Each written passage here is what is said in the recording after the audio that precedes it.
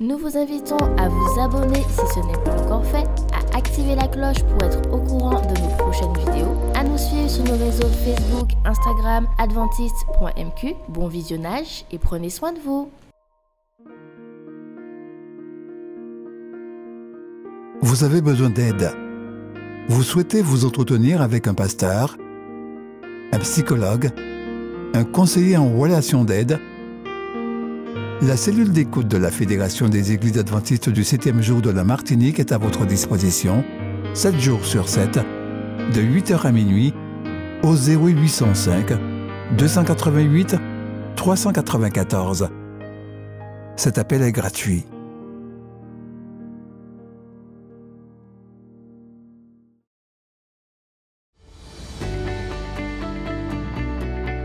Du 1er au 31 mai 2023, défie-toi en distribuant 3 livres Tragédie des siècles autour de toi. Dès maintenant, réserve-le auprès du responsable des publications ou du ministère personnel de ton Église. Défie-toi en distribuant 3 livres Tragédie des siècles autour de toi.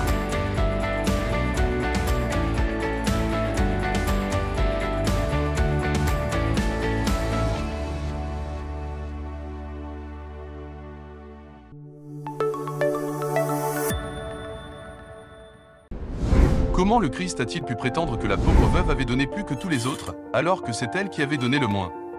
La déclaration de Jésus était-elle mathématiquement inexacte? Le Créateur de toutes les sciences a-t-il pu se tromper? La déclaration de Jésus ne peut avoir de sens que si son estimation de ce que nous donnons ne repose pas sur le montant donné. D'après l'estimation de Jésus, il fit l'éloge de la pauvre veuve non pas parce qu'elle avait donné une grosse somme d'argent, mais parce qu'elle avait donné tout ce qu'elle possédait. Exprimé sous forme de proportion ou de pourcentage, tout est égal à 100 centièmes ou 100%. Personne ne peut donner plus de 100%. Se pourrait-il que Dieu estime la proportion que nous donnons d'après ce qu'il nous a donné, et non le montant que nous apportons? Inspirés par Dieu, Moïse et Paul ont fait allusion à un système proportionnel réglant nos dons en indiquant, dans Deutéronome 16.17 et 1 Corinthiens 16.2, on attend de ceux qui jouissent d'une bénédiction ou d'une prospérité financière plus grande qu'ils donnent davantage. On attend de ceux qui jouissent d'une bénédiction ou d'une prospérité financière moindre qu'ils donnent moins, et que ceux qui n'ont reçu aucune bénédiction financière ne donnent rien. Ce système proportionnel des offrandes nous révèle la sagesse et l'équité de Dieu. Pour Jésus, 5% des revenus de la personne la plus riche ont la même valeur que 5% de la personne la plus pauvre, même si les montants diffèrent considérablement. Jésus enseignait ainsi que l'offrande n'est pas estimée selon sa valeur vénale, mais selon l'intention et les moyens de celui qui donne. Ceux qui, dans leur prière, consacrent à Dieu un pourcentage de leurs revenus ou de leur plus-value comme offrande régulière en sus de la dîme n'ont plus le fardeau de décider combien donner en offrande, ni quand donner. Au lieu de cela, l'acte de donner sera déclenché par les bénédictions financières envoyées par Dieu, et non par des appels du haut de la chair, ni par la sympathie pour des projets ou pour des missionnaires, ni par un désir d'acquérir des mérites. Les disciples du Christ ne doivent pas attendre que des appels missionnaires émouvants les incitent à l'action. S'ils sont spirituellement éveillés, ils percevront, dans leurs revenus de chaque semaine, abondants ou pas, la voix de Dieu et celle de leur conscience réclamant avec autorité les dîmes et les offrandes qui sont dues au Seigneur. Personne n'aurait probablement eu plus de raison de ne pas donner que cette femme. Outre le fait qu'elle était très pauvre, les prêtres de cette époque étaient profondément corrompus et cherchaient à bénéficier égoïstement des offrandes apportées par le peuple. Bien que Jésus sache que ceci finirait par le tuer, son éloge de l'acte de cette femme confirme implicitement que sa maison du trésor est encore l'endroit où il s'attend à ce que ses enfants apportent leurs dîmes et leurs offrandes, et que même si l'homme abuse du don, le donateur n'est pas privé de la bénédiction divine. Adorons donc Dieu en lui apportant nos offrandes, et mettons nos désirs à la dernière place et Dieu à la première.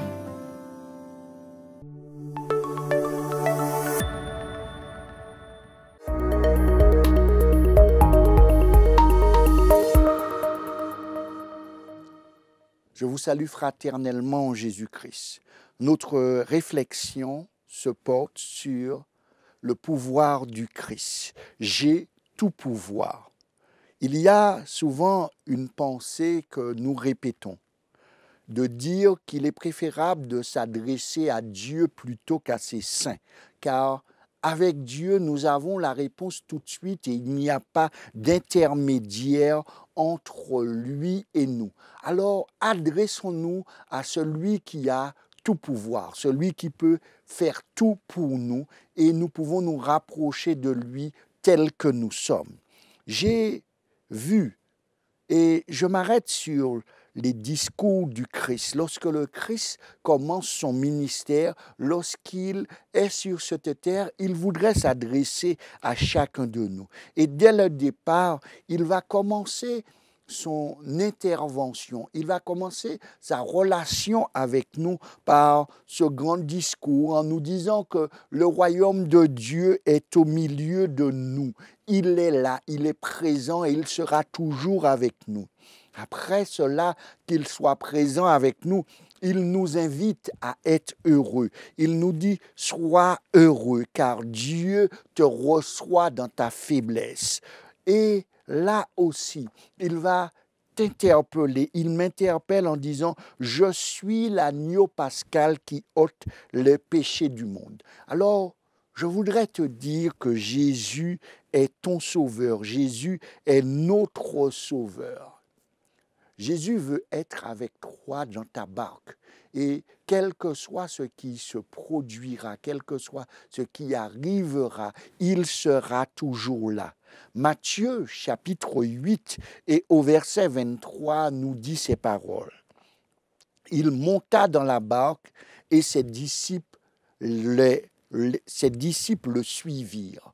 Jésus est dans la barque de tout chacun. Jésus est capable de nous emmener à bon port. Il nous suffit de monter dans la barque avec lui. Jésus de Nazareth. Vous savez, Nazareth signifie là où qui est le lieu où les choses germent, là où il y a le rejeton, c'est le lieu de la protection, c'est le lieu où il y a le gardien. Qui est le gardien? Qui est notre gardien? Faites de Jésus votre gardien. Et Jésus va vous garantir ce qu'il y a de meilleur. Et là, comment être dans un lieu, comment vivre et se sentir en sécurité? Alors, le lieu où on se sent le plus en sécurité, c'est le lieu où on a grandi, notre terre natale. Alors, Jésus nous invite à aller dans ce lieu où nous allons le rencontrer, où nous allons vraiment retourner sur cette terre natale qui est le lieu de la rencontre. Dans ce lieu de la rencontre, il sera au milieu de nous. Alors, quel est ce lieu? Soit ton quartier, soit dans la ville où tu es né, qui va te rassurer et qui va te donner cette atmosphère de sécurité. Alors, Jésus est celui qui va te réconforter là où tu te sentiras en sécurité, là où tu te sens bien, il viendra à ta rencontre. Et alors que Jésus est à Nazareth, il y a un événement qui va se produire. Matthieu chapitre 9, le verset 2 nous rapporte cette histoire. Et voici, on lui amena un paralytique couché sur un lit. Jésus, voyant leur foi, dit au paralytique, « Prends courage, mon enfant, tes péchés sont pardonnés. » Il rassure cet homme. Il va faire un lien très fort avec cet homme et ceux qui vont l'emmener. Et on a l'impression que ceux qui l'emmènent, ceux qui le conduisent pour pouvoir rencontrer Jésus sont des personnes qui assurent sa sécurité, mais qui est aussi sa sécurité sociale, car c'est avec eux qu'il peut se déplacer. Alors, il est dans l'incapacité de le faire seul. Et lorsqu'on est dans cette incapacité de faire les choses seuls, nous ressentons parfois de très grandes solitudes car nous sommes incapables et nous avons besoin d'aide. Mais aussi, couché toujours dans les mêmes positions, on peut développer des escarres sur la maladie que nous avons déjà, une dépendance qui est liée à tous ceux qui sont là. Mais Jésus va rassurer cet homme. Jésus va dire à cet homme, regarde, tu as une grande foi. Et aussi, la grande foi que tu as va s'associer aussi avec la foi de ceux qui t'accompagnent. Mais quand on a vécu une expérience aussi douloureuse pendant plusieurs années, il y a quelque chose qui nous arrive. Nous perdons courage. Alors, avant même de lui prodiguer quelque autre chose, Jésus va l'interpeller sur quelque chose qu'il doit retrouver. Jésus lui dit, prends courage, aie du courage parce que ce que tu as fait avec tes amis doit te donner du courage.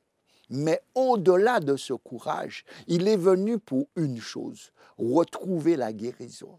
Mais ce qui est interpellant, c'est que Jésus ne va pas lui parler de sa guérison en priorité.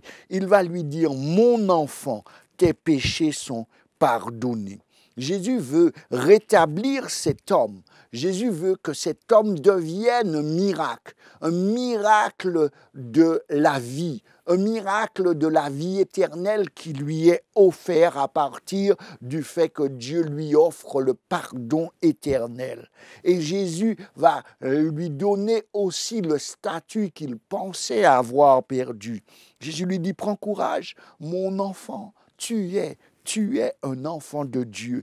Et l'enfant de Dieu reçoit toujours ce qui est le plus cher que nous cherchons, le pardon de Dieu. Alors, il reçoit ce pardon même quand il est encore malade. Et vous savez, lorsqu'on est malade, on aime toujours attribuer au malade une conséquence. On veut lui dire, ou on dit, il a fait quelque chose. Cela sont les conséquences de ce qu'il a fait. Jésus va répondre à cette question pour libérer tous ceux qui sont malades, tous ceux qui vivent des situations difficiles. Jean chapitre 9 au verset 1 à 3 nous dit ceci. Jésus vit en passant un homme aveugle de naissance.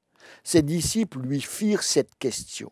Rabbi, qui a péché, cet homme ou ses parents pour qu'il soit né aveugle?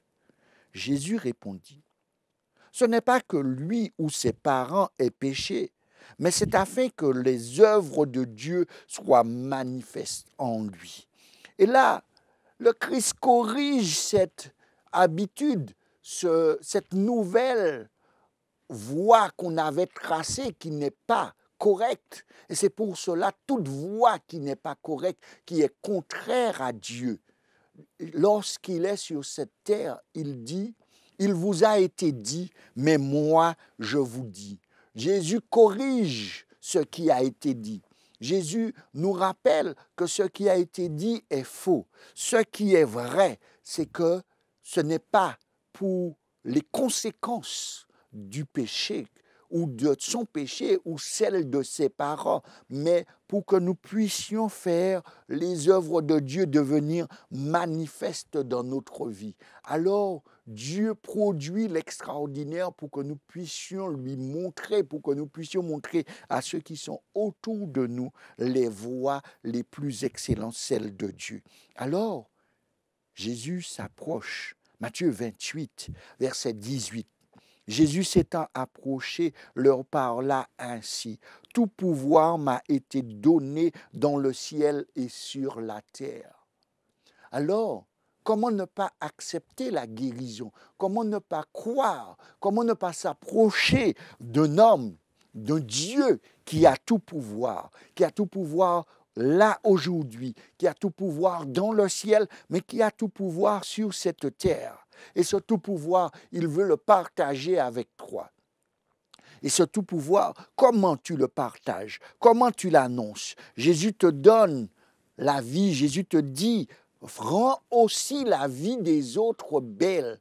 Et pour rendre la vie des autres belle, tu ne peux être que dans l'annonce. Matthieu 28, verset 19 nous dit, allez, faites de toutes les nations des disciples, les baptisant au nom du Père, du Fils et du Saint-Esprit, et enseignez-les à observer tout ce que je vous ai prescrit. Et voici, je suis avec vous tous les jours jusqu'à la fin du monde. Jésus nous demande d'aller annoncer le tout pouvoir que j'ai. J'ai le pouvoir de la guérison, j'ai le pouvoir de te rassurer, j'ai le pouvoir de te protéger, j'ai le pouvoir de te donner la vie éternelle. Mais certaines personnes sont dérangées par le tout pouvoir du Christ. Matthieu 9, le verset 3, va nous dire ceci, sur quoi quelques scribes dirent au-dedans d'eux, cet homme blasphème. Il blasphème pourquoi? Car il annonce qu'il a le tout pouvoir, qu'il a le pouvoir de guérir, qu'il a le pouvoir de pardonner. Et pour eux, la seule personne qui a ce pouvoir, c'est Dieu. En oubliant que Dieu nous a visités, il est à côté de nous, il est là avec nous, il est au milieu de nous. Emmanuel, le Christ, Dieu visite son peuple, Dieu visite ses enfants, Dieu vient à notre rencontre pour nous montrer qu'il a autorité sur tout ce qu'il a créé. Et à ce moment, tu comprends que ce Jésus est ton maître, que Jésus veut te rétablir, que Jésus veut te rassurer. Alors, dans Matthieu chapitre 7, le verset 11, Jésus, connaissant leurs pensées, dit, « Pourquoi avez-vous de mauvaises pensées dans le cœur?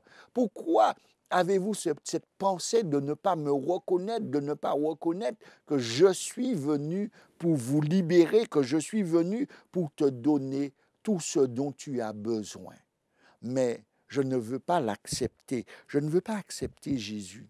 Mais ce paralytique, ses amis ont vu les miracles, ont vu ce que le Christ a fait, ont entendu parler. Alors ils ont choisi de se rapprocher.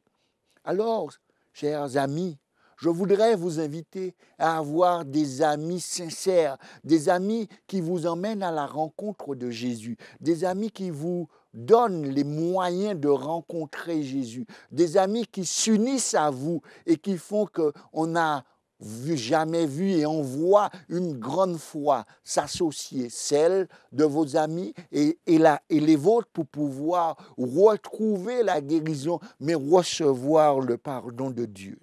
Et comme ils n'acceptent pas, comme ils ne sont pas prêts à accepter ce que Jésus est Dieu, mais Jésus va leur montrer le tout pouvoir de Dieu. Et le texte va nous dire dans Matthieu 7, le verset 12, « Car lequel est plus aisé de dire « Tes péchés sont pardonnés » ou de dire « Lève-toi et marche ».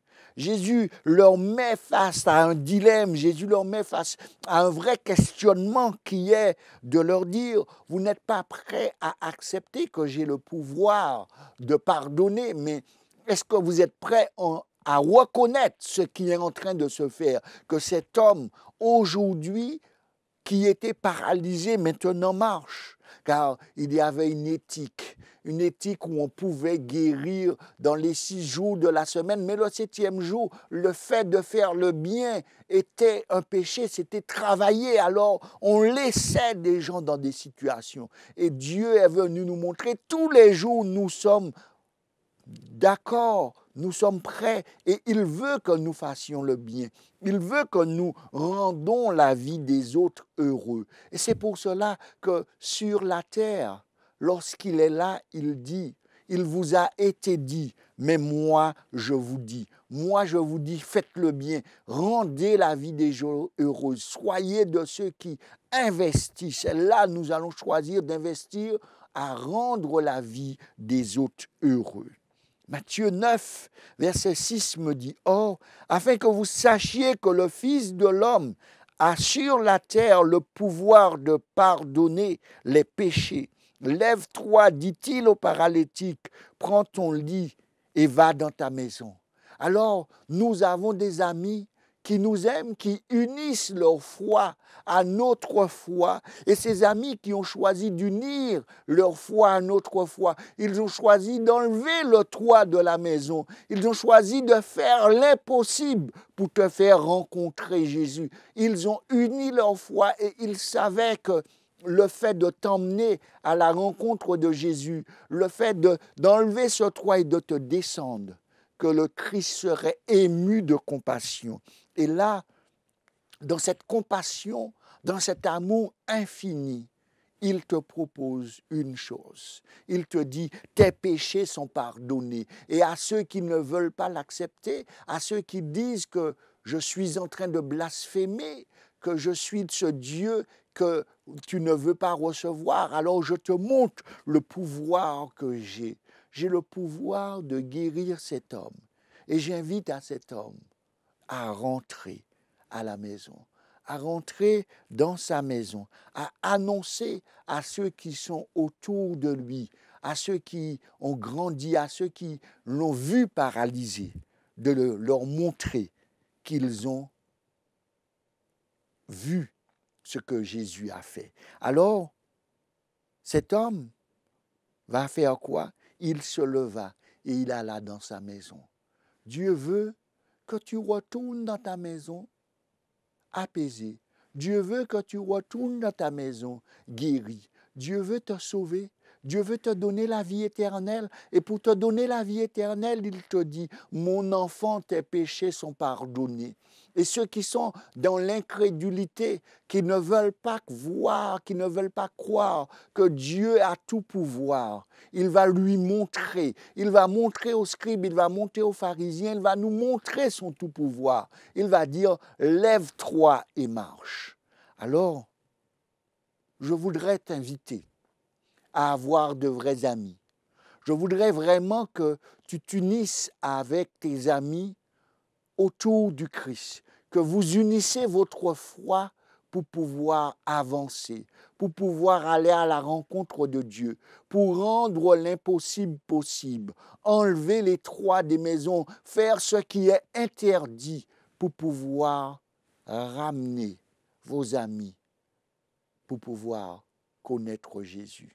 Alors, tu pourras aller accomplir cette mission vers tes amis. Prêche, enseigne que Jésus revient bientôt. Alors à vous, en ce matin, je te dis, rapproche-toi, connecte-toi, fais confiance à Dieu, car il a tout pouvoir. Et quand tu viens à lui, il te donne le pardon éternel. Et en ayant reçu le pardon éternel, tu reçois la vie éternelle. Vis cette vie, sois heureux d'être sur cette terre. Sois heureux que bientôt tu seras avec ton Dieu pour l'éternité. Que Dieu te bénisse et que Dieu te garde dans cette vie et celle qui ne s'arrêtera jamais avec Jésus.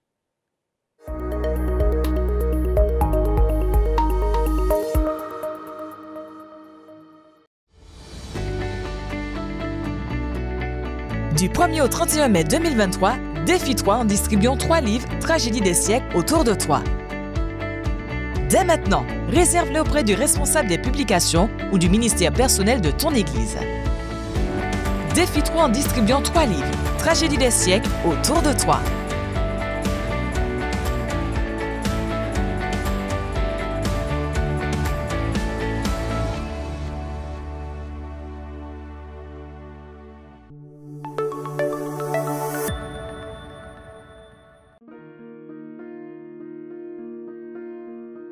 Vous avez besoin d'aide.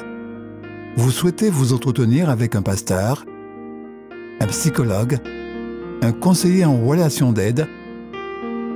La cellule d'écoute de la Fédération des Églises adventistes du 7e jour de la Martinique est à votre disposition, 7 jours sur 7, de 8h à minuit, au 0805 288 394. Cet appel est gratuit.